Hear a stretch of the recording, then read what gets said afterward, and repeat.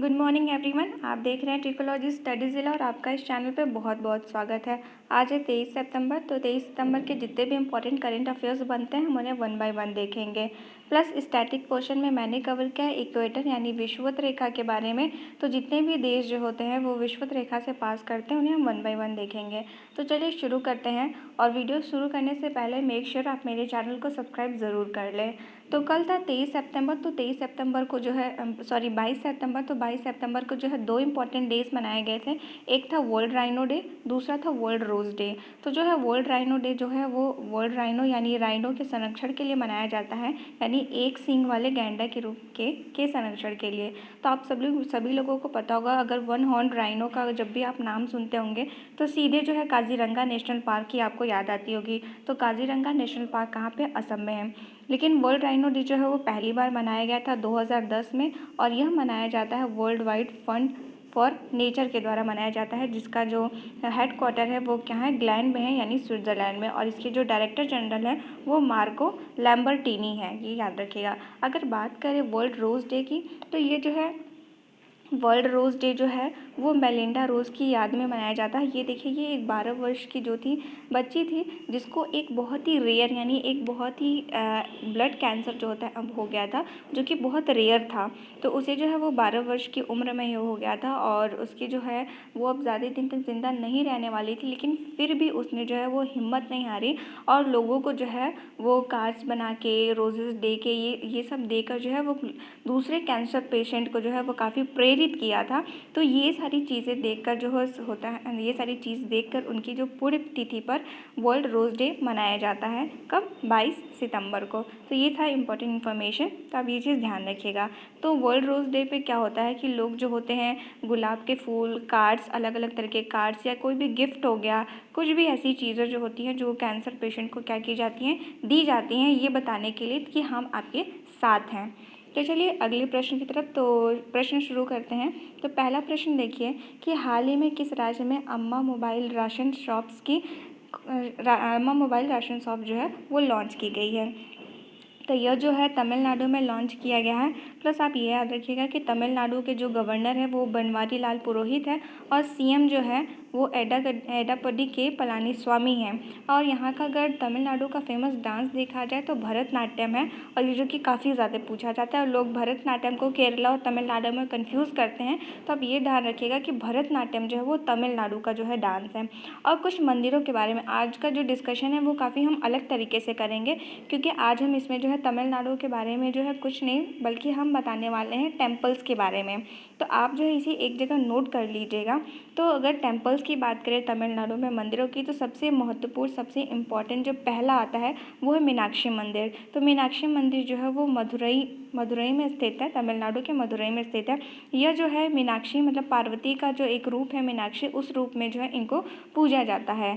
और दूसरी बात करें, दूसरा मंदिर जो है बृहदेश्वर मंदिर जो है वो काफ़ी यहाँ का फेमस है, जो कि कहाँ पे है? तंजौर में है बृहदेश्वर मंदिर, जिसे बनवाया था चोल द्वारा। और यह जो है एक शिव मंदिर है, ये भी ध्यान रखिएगा।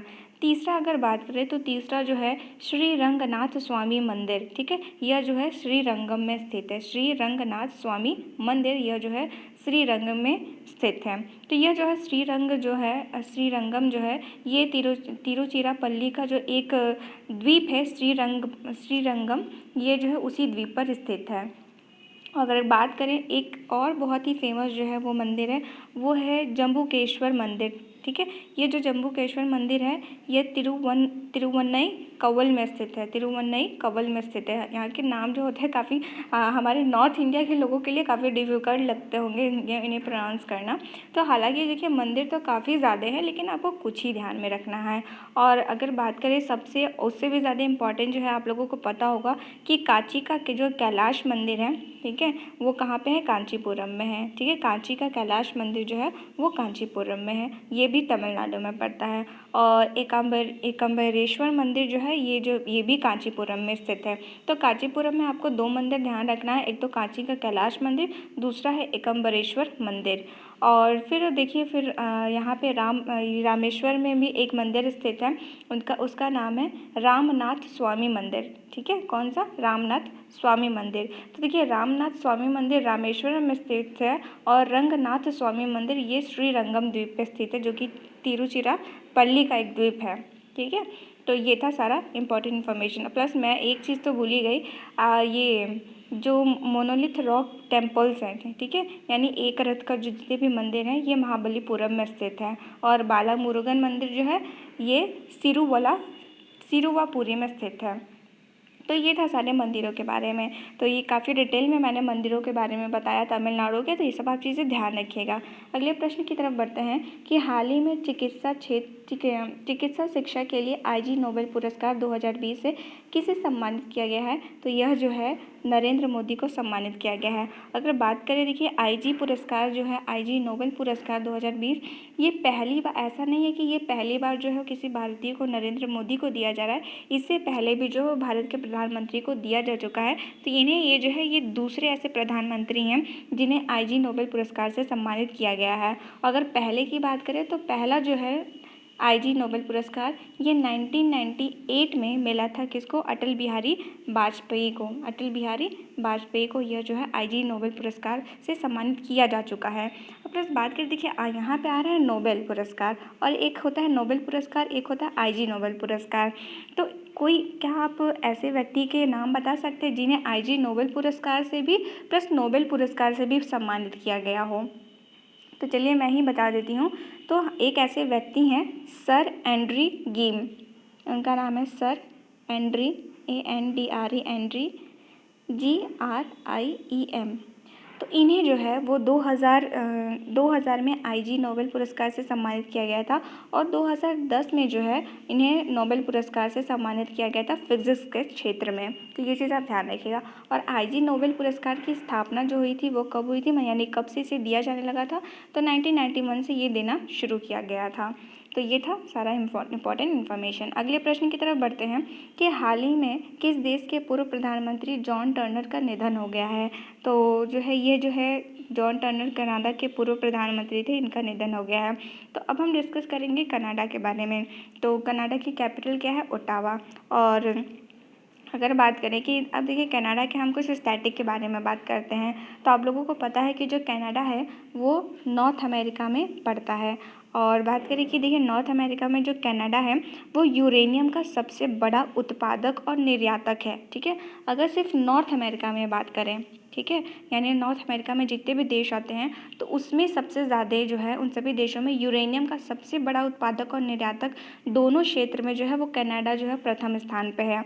लेकिन अगर बात करें विश्व में प्रथम स्थान पे कौन, देखिए इससे पहले आपको बता दें कि ये नॉर्थ अमेरिका में यानी उत्तरी अमेरिका में तो प्रथम स्थान पे है, लेकिन विश्व में जो है ये दूसरे स्थान पे है। ठीक है, यूरेनियम के उत्पादन और निर्यात में। तो आप में के मन में आता होगा कि प्रथम स्थान पे कौन है? तो प्रथम स्थान पे जो है वो कजाकिस्तान है। ठीक है, कजाकिस्तान यानी मध्य एशिया का एक ये देश है कजाकिस्तान। ये जो है यूरेनियम के उत्पादन और निर्यात में जो है प्रथम स्थान पे है। और बात करें कि जो कनाडा में एक सुलिवन की खान है, ये आप लोग कहीं लिख लीजिएगा, ये बहुत ही ज़्यादा इम्पॉर्टेंट है। तो कनाडा में एक सुलिवन की खान है जो कि विश्व में सबसे बड़ी सीसे जस्ते की खान है। ठीक है, सुलिवन खान, आपसे प्रश्न में पूछा जा सकता है कि सुलिवन खान किस चीज़ के लिए फेमस है? आपके लिए बहुत ऑप्शन दे देगा, सोने के लिए, हीरे के लिए, शीशे के लिए, जस्ते के लिए, शीशे जस्ते के लिए, चांदी तांबे, बहुत सारे ऑप्शन दिए जा सकते हैं। तो ध्यान रखिएगा कि यह सुलिवन खान जो है ये कनाडा में है, प्लस ये शीशे और जस्ते के लिए मतलब बहुत ही विश्व प्रसिद्ध है। और आप लोगों को पता ही होगा कि शीशे और जस्ते को क्या बोला जाता है? जुड़वा खनिज बोला जाता है। और बात करें कनाडा की, तो जो है कनाडा में देखिए कनाडा का एक शहर है, ठीक है, क्यूबेक। ठीक है, क्यूबेक नहीं क्यूबेक। तो ये जो क्यूबेक शहर है ये कनाडा का एक शहर है जिसमें कि जहाँ के लोग जो होते हैं फ्रेंच बोलते हैं। ठीक है, इसके बारे में हम क्यों बता रहे हैं, क्योंकि यहाँ के जो लोग हैं वो फ्रेंच बोलते हैं और इसीलिए जो है यहाँ के लोगों को, यहाँ के मतलब क्यूबेक शहर को बोला जाता है देश के अंदर देश का दर्जा दिया गया है क्यूबेक शहर को। ठीक है, क्योंकि आप लोगों को पता है कि फ्रेंच जो है वो कहाँ की भाषा है, फ्रांस की भाषा है। और फ्रांस जो किस देश में पड़ता है, मतलब किस महाद्वीप में पड़ता है, ये पड़ता है यूरोप में। ठीक है, तो इसलिए जो है क्यूबेक शहर को फ्रेंच यानी देश के अंदर देश का दर्जा दिया गया है। तो ये था सारा कनाडा के बारे में। चलिए अगले प्रश्न की तरफ बढ़ते हैं कि हाल ही में IMF का कार्यकारी निदेशक का सलाहकार किसे नियुक्त किया गया है। तो यह नियुक्त किया गया है सीमांचल दास को। ठीक है, अगर बात करें बाकी ऑप्शंस की, तो बाकी ऑप्शन में देखिए अशोक लवासा, ये जो है आप लोगों को पता होगा, कितनी बार बता चुके हैं कि जो ADB है यानी एशियन डेवलपमेंट बैंक के जो है ये उपाध्यक्ष हैं। ठीक है, तो अध्यक्ष कौन है, अध्यक्ष है मसात्सुगु असाकावा। और अगर बात करें समीर कुमार खरे, तो ये ADB के यानी एशियन डेवलपमेंट बैंक के कार्यकारी निदेशक अभी हाल ही में बनाए गए थे। और गीता गोपीनाथ जो हैं ये IMF की जो है चीफ इकोनॉमिक एडवाइज़र हैं। और अगर IMF की बात करें तो IMF के जो MD हैं ये कौन है, क्रिस्टीना जॉर्जिएवा, यानी मैनेजिंग डायरेक्टर जो है वो क्रिस्टीना जॉर्जिएवा है। और IMF का जो हेडक्वार्टर है वो वाशिंगटन DC में है। और इसमें जो है टोटल कितने देश हैं, 189 जो है वो टोटल इसमें देश हैं। तो चलिए अगले प्रश्न की तरफ बढ़ते हैं। अगला प्रश्न है कि हाल ही में इटालियन ओपन टेनिस टूर्नामेंट 2020 जो है का जो मेंस सिंगल है यानी पुरुष एकल, ये किसने जीता है। तो यह जीता गया है नोवाक जोकोविच द्वारा। तो नोवाक जोकोविच जो है वो सर्बिया के खिलाड़ी हैं। अगर बात करें महिला एकल, इटालियन ओपन में जो महिला एकल किसने जीता है, तो यह जीता गया है सिमोना हालेप के द्वारा। यह सिमोना हालेप, और सिमोना हालेप बिलोंग करती है रोमानिया की खिलाड़ी हैं ये। ठीक है, तो ये दोनों आप इटालियन ओपन में किसने जीता है, मेंस सिंगल यानी पुरुष एकल जीता है नोवाक जोकोविच, और महिला एकल को जीता है सिमोना हालेप ने। और देखिए जो टेनिस में, अगर जब भी टेनिस की हम बात करते हैं तो आपको 4 ग्रैंड स्लैम जो है वो तुरंत याद आने चाहिए। एक ऑस्ट्रेलियन ओपन, एक फ्रेंच ओपन, एक होता है विंबलडन, एक होता है US ओपन। तो देखिए ऑस्ट्रेलियन ओपन तो हुए थे, फ्रेंच ओपन और विंबलडन ये दोनों जो है वो कोविड के वजह से जो है कैंसिल हो चुके थे। तो अब आप लोग जान लीजिए कि ऑस्ट्रेलियन ओपन में जो है विनर कौन कौन था। तो ऑस्ट्रेलियन ओपन में अगर पुरुष एकल की बात करें तो पुरुष एकल में भी विजेता जो थे वो नोवाक जोकोविच थे, यानी इटालियन ओपन में भी और ऑस्ट्रेलियन ओपन में ही, दोनों में ही जीता था नोवाक जोकोविच ने। अगर महिला एकल की बात करें तो महिला एकल में जीता था सोफिया केनिन ने महिला एकल जीता था, कौन सा, ऑस्ट्रेलियन ओपन का। और बात करें अगर US ओपन में, तो US ओपन में जो है पुरुष एकल के विजेता थे वो थे डोमिनिक थिएम। और अगर महिला एकल की बात करें तो नाओमी ओसाका जो कि जापान की हैं वो US ओपन की विजेता थी। तो चलिए अगले प्रश्न की तरफ बढ़ते हैं। अगला प्रश्न है कि हाल ही में माउंट एवरेस्ट पर 10 बार चढ़ने वाले पर्वतारोही का निधन हो गया है, वे कौन थे। तो वो उनका नाम था, आप लोग इमेज में देख रहे होंगे, इनका नाम है आंग रीता शेरपा। ठीक है, तो आंग रीता शेरपा जो है, इन्हें देखिए ये जो है वो 10 बार जो है माउंट एवरेस्ट की जो है वो इन्होंने चढ़ाई की थी।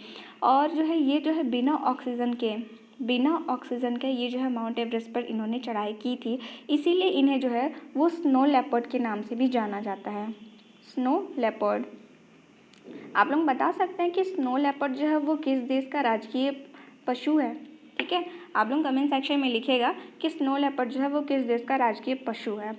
तो ये देखिए इन्हें जो है स्नो लेपर्ड बोला जाता है। और बात करें कि पहली बार जो है माउंट एवरेस्ट पर चढ़ने वाले पर्वतारोही कौन है, तो ये न्यूजीलैंड के एडमंड हिलेरी और नेपाल के तेजिन नोर्गे शेरपा, ये दोनों ने जो है 1953 में पहली बार जो है वो माउंट एवरेस्ट पर फतह हासिल की थी। और अगर बात करें कामी रीता शेरपा, तो कामी रीता शेरपा जो है वो सबसे ज़्यादा बार जो है वो माउंट एवरेस्ट पर चढ़ाई की है इन्होंने। ठीक है, टोटल कितनी बार अगर पूछा जाए तो इन्होंने जो है टोटल 24 बार जो है माउंट एवरेस्ट की चढ़ाई की है। ठीक है, तो अगले प्रश्न की तरफ बढ़ते हैं कि हाल ही में नौसेना की हेलीकॉप्टर स्ट्रीम में पहली किस महिला अधिकारी को शामिल किया गया है। ठीक है, तो ये काफ़ी ज़्यादा इम्पॉर्टेंट न्यूज़ है ये। और प्लस आप लोग जो है, आप लोगों को पता होगा कि जो वुमेन से रिलेटेड काफ़ी ज़्यादा क्वेश्चन आते हैं न्यूज़पेपर में, तो ऐसे प्रश्नों को बिल्कुल न छोड़ा करें। तो देखिए जो है हेलीकॉप्टर स्ट्रीम में जो है पहली महिला अधिकारी जो है बनाया गया है 2 लोगों को, उनका नाम है कुमुदिनी सिंह और रीता सिंह। तो ऑप्शन जो हो जाएगा बी एंड सी जो होगा सही उत्तर हो जाएगा। ठीक है, तो ये चीज़ आप लोग जो है ध्यान रखिएगा। प्लस अगर बात करें कि एडमिरल यानी कि नेवी के जो चीफ़ हैं ये कौन है, एडमिरल करमवीर सिंह, ये जो है नेवी के चीफ़ हैं। और नेवी डे कब मनाया जाता है, यह जो है मनाया जाता है 4 दिसंबर को। अगर आर्मी डे बोले तो आर्मी डे जो मनाया जाता है 15 जनवरी को। और अगर एयरफोर्स डे बोला जाए तो एयरफोर्स डे मनाया जाता है 8 अक्टूबर को। ये चीज़ ध्यान रखिएगा। तो हमने बताया है कि जो नेवी के जो चीफ़ है ये एडमिरल करमवीर सिंह। और अगर बात करें नेवी तो बता ही दिया। आर्मी का बात करें तो आर्मी के जो चीफ़ है वो मनोज मुकुंद नरवाने हैं। और एयरफोर्स के जो चीफ़ हैं यानी एयर चीफ मार्शल ये है राकेश सिंह भदौरिया यानी या फिर RK सिंह भदौरिया। ठीक है, तो ये चीज़ ध्यान रखिएगा। अगले प्रश्न की तरफ बढ़ते हैं कि हाल ही में किस बैंक ने अपने ग्राहकों के लिए वीडियो KYC की सुविधाएं जो है वो प्रारंभ की। यानी जो अब जो KYC होगा इस बैंक में ये जो है वीडियो के माध्यम से भी किया जा सकता है। तो यह स्टार्ट किया है अभी हाल में HDFC बैंक ने। ठीक है, तो HDFC बैंक ने, लेकिन अगर बात करें कि पहला जो है बैंक जिसने वीडियो KYC शुरू किया है तो यह जो पहला बैंक ये काफ़ी ज़्यादा इंपॉर्टेंट है, ध्यान रखिएगा। तो पहला बैंक जो है कि वीडियो KYC शुरू करने वाला था ये था कोटक महिंद्रा बैंक। ठीक है, कोटक महिंद्रा बैंक जिसने पहला जो है वीडियो KYC जो है ये शुरू किया था। अगर हम जब बात कर रहे हैं HDFC की तो HDFC का हमने कई बार कल डिस्कशन किया था। इसकी स्थापना 95-94 में की गई थी। और इसका जो लोगो है, लोगो नहीं बात करेंगे, इसकी टैगलाइन जो है हम समझते हैं आपकी दुनिया। और SBI की टैगलाइन क्या है कि सिर्फ बैंकिंग और कुछ नहीं। ठीक है, और बंधन बैंक की टैगलाइन क्या है, आपका भला सबकी भलाई। ठीक है, और ICICI बैंक का क्या है, हम है ना ख्याल आपका। ठीक है, तो ये सारी जो है टैगलाइन है किसकी। अगर बात करें HDFC की तो HDFC के जो अभी हाल ही में CEO बनाए गए हैं कौन, शशिधर जगदीशन, ये जो है HDFC के CEO बनाए गए हैं। और HDFC ने सेफ्टी ग्रिड कैंपेन यानी सेफ्टी ग्रिड अभियान को शुरू किया था। और किसान धन ऐप जो है वो किसानों के लिए शुरू किया गया था। ठीक है, ऐप लॉन्च किया गया था। बात करें बंधन बैंक की तो बंधन बैंक की स्थापना 2005 में की गई थी। और बंधन बैंक का जो हेडक्वार्टर है वो कहाँ पे है, कोलकाता में है, ये ध्यान रखिएगा। चलिए अगले प्रश्न की तरफ बढ़ते हैं। हाल ही में किस देश में मोनाश विश्वविद्यालय के वैज्ञानिकों ने दुनिया का पहला बायोनिक आंख बनाया है। तो यह बनाया गया ऑस्ट्रेलिया के वैज्ञानिकों के द्वारा। तो मोनाश विश्वविद्यालय ये पड़ता है ऑस्ट्रेलिया में। ठीक है, तो ये चीज़ ध्यान रखिए। देखिए बायोनिक आंख क्या होता है कि जो लोग अंधे हो जाते हैं या जिन्हें बिल्कुल भी नहीं दिखाई देता तो उन्हें जो है ये बायोनिक आँख भी जो है ये देखने में उन्हें मदद करती है। तो अगर बात करें ऑस्ट्रेलिया की तो ये है मैप में ऑस्ट्रेलिया। और देखिए ऑस्ट्रेलिया जो है, ऑस्ट्रेलिया को लैंड ऑफ कंगारू भी बोला जाता है, प्लस प्यासी भूमि का देश भी बोला जाता है, ये चीज़ ध्यान रखिएगा। और अगर बात करें कि इससे जो है वो मकर रेखा होकर गुजरती है यानी ट्रॉपिक ऑफ कैप्रिकॉर्न होकर गुजरती है। और ऑस्ट्रेलिया की खोज किसने की थी, ओबेल तस्मान ने की थी। ठीक है, और जो है देखिए यहाँ पे विश्व में जो है सर्वाधिक ऊन का निर्यातक जो है वो यही ऑस्ट्रेलिया ही है। और देखिए यहाँ के जो लोग होते हैं, यहाँ के जो मेन रहने वाले लोग होते हैं, इन्हें जो एबॉर्जिन्स बोला जाता है। हमने जब आपको जनजाति पढ़ाया था तो उसमें आपको ये चीज़ बताया था कि इनके जो मूल निवासी होते हैं इनको एबॉरिजिन्स बोलते हैं और ब्लैक फेलो भी बोलते हैं।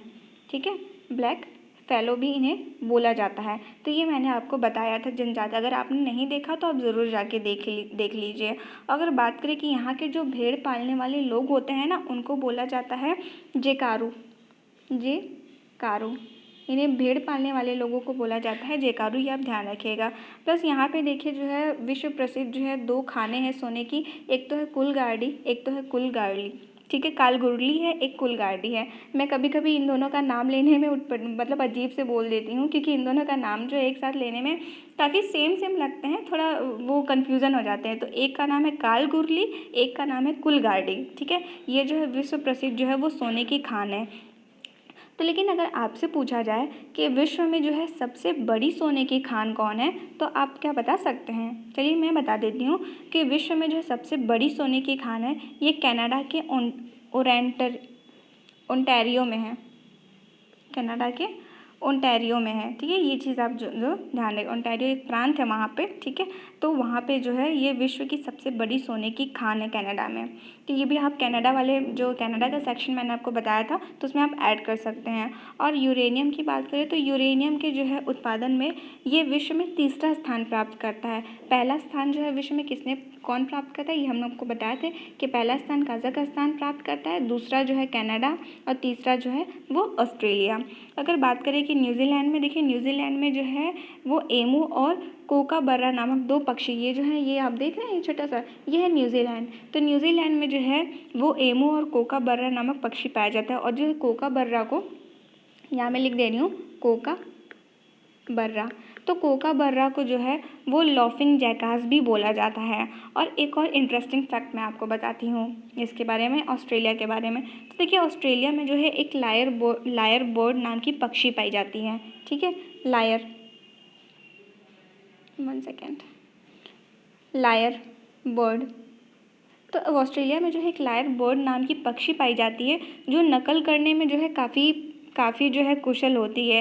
ये जानते हैं आप लोग, ये जो पक्षी है ये दूसरे पक्षियों की जो आवाज़ को नकल कर सकती है, कुत्ते के भौंकने की आवाज़ को नकल कर सकती है, प्लस जो कार के हॉर्न होते हैं अलग अलग तरीके के उनको तक यहाँ तक नकल कर सकती है। तो ये जो लायर बर्ड है ये ऑस्ट्रेलिया में पाई जाती है। तो ये सारी इंपॉर्टेंट इन्फॉर्मेशन थी किसके, ऑस्ट्रेलिया के बारे में। तो चलिए अगला देखते हैं प्रश्न। अगला प्रश्न है कि हाल ही में किस व्यक्ति ने 30 सेकंड में 147 बार रस्सी कूदकर Guinness world book of record में नाम शामिल किया है। तो यह शामिल किया गया है जोरावर सिंह द्वारा। और ज्योति आमगे को तो आप जानते होंगे, यह जो है विश्व की सबसे छोटी महिला है। ठीक है, और वंदना जो है ये नेपाल की है जिन्होंने सबसे ज़्यादा घंटे तक डांस करके विश्व रिकॉर्ड को तोड़ा है। ठीक है, तो अगले प्रश्न की तरफ बढ़ते। देखिए जल्दी जल्दी काफ़ी ज़्यादा टाइम हो गया है, जल्दी जल्दी प्रश्नों को ख़त्म कर लेते हैं कि हाल ही में कृत्रिम बुद्धिमत्ता यानी आर्टिफिशियल इंटेलिजेंस, ब्लॉकचेन और साइबर सुरक्षा नीतियों को लॉन्च करने वाला पहला राज्य कौन बना है। तो यह जो है पहला राज्य जो है तमिलनाडु बना है। और तमिलनाडु में जो हमने पिछले अभी क्वेश्चन में काफ़ी ज़्यादा डिटेल से डिस्कस किया था, तो इसमें कुछ अलग तरीके से डिस्कस कर लेते हैं। तो देखिए जो है तमिलनाडु में जो है वो 4 टाइगर रिजर्व है। ठीक है, 4 इंपॉर्टेंट टाइगर रिजर्व हैं। वो है, एक तो पहला है अन्नामलाई टाइगर रिजर्व, दूसरा है मुडुमलाई टाइगर रिजर्व, तीसरा है मुकुर्थी जो है tiger reserve, Mukurthi tiger reserve, और चौथा है Sathyamangalam tiger reserve, Sathyamangalam tiger reserve. तो ये सारे जो है, एक और टाइगर रिजर्व है उसे भी आप ध्यान रखिएगा। ये है, इसका नाम है कलक्कड़ मुंडनथुरई, कलक्कड़ मुंडनथुरई टाइगर रिजर्व, ये भी जो है वो तमिलनाडु में पड़ता है। प्लस बात करें यहाँ पे जो है gulf of Mannar national park, Guindy national park, Guindy GUINDY, Guindy national park, और plus Mukurthi national park. Mukurthi जो है वो टाइगर रिजर्व भी है प्लस नेशनल पार्क भी है। और देखिए तमिलनाडु में हाल में ही जो है जो गवर्नमेंट जॉब करने वाले लोग हैं उनकी जो रिटायरमेंट एज है वो 58 से बढ़ाकर कितनी कर दी है, 59 कर दी। यानी अब यहाँ के लोग जो है 59 एज होने पर ये रिटायर होंगे, और पहले 58 पे ही ये लोग रिटायर हो जाते थे। प्लस देखिए तमिलनाडु में जो है वो चीफ मिनिस्टर स्पेशल अवार्ड जो है वो सौम्या स्वामीनाथन को दिया है। और देखिए यहाँ का हमने बताया था कि यहाँ का जो फेमस डांस है वो, यहाँ का जो क्लासिकल डांस है वो क्या है, भरतनाट्यम है।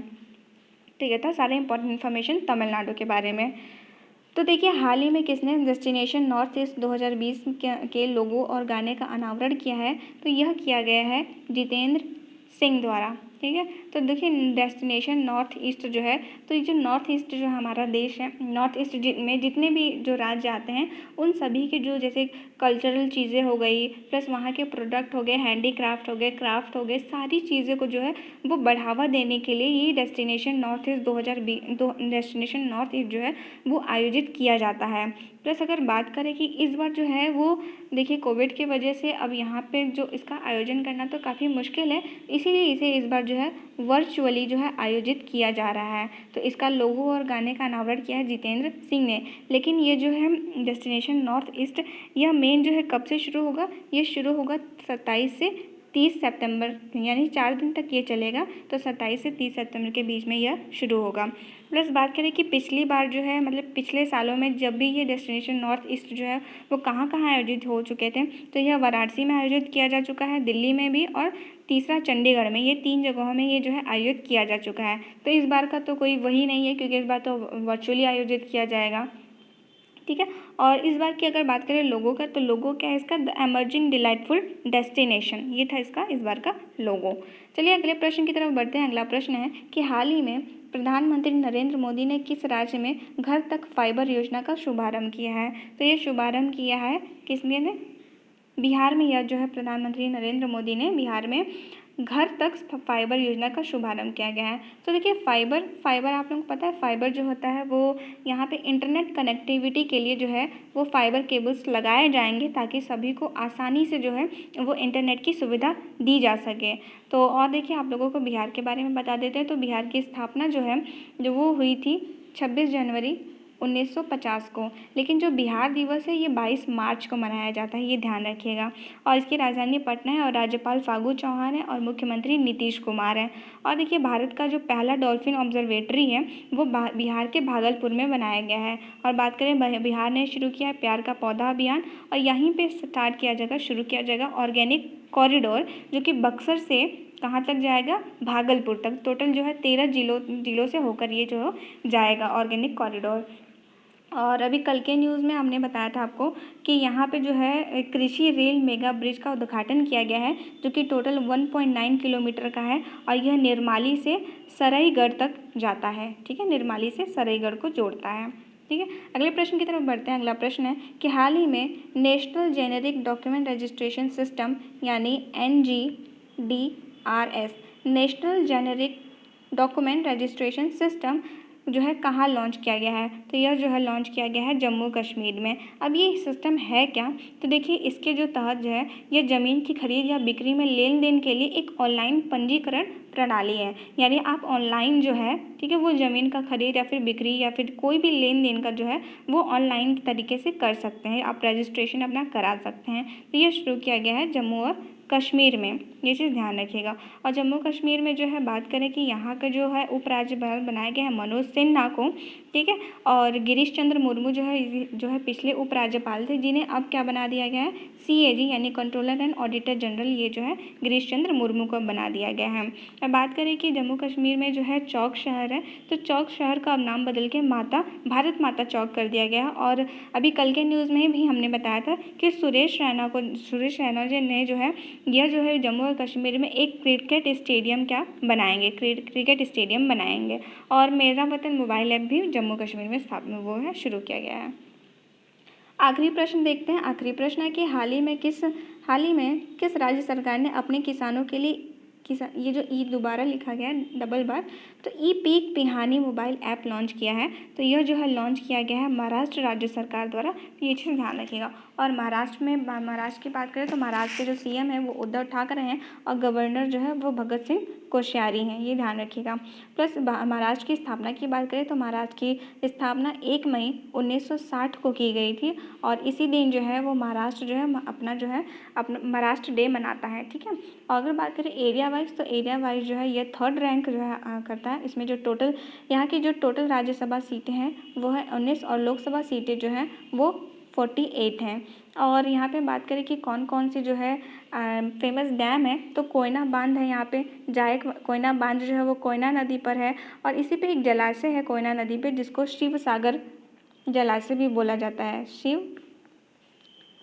शिव सागर जलाशय।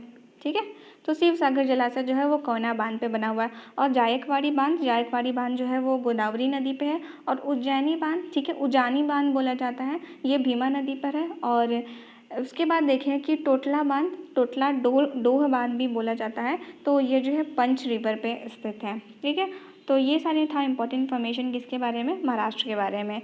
चलिए तो अगला देखते हैं। तो अगला स्टैटिक पोर्शन में हम देखेंगे कि कर्क रेखा यानी विषुवत रेखा इक्वेटर से जितने भी देश पास होते हैं वे कौन कौन से हैं। तो सबसे पहले ये देखिए, हमने कल जो देखा था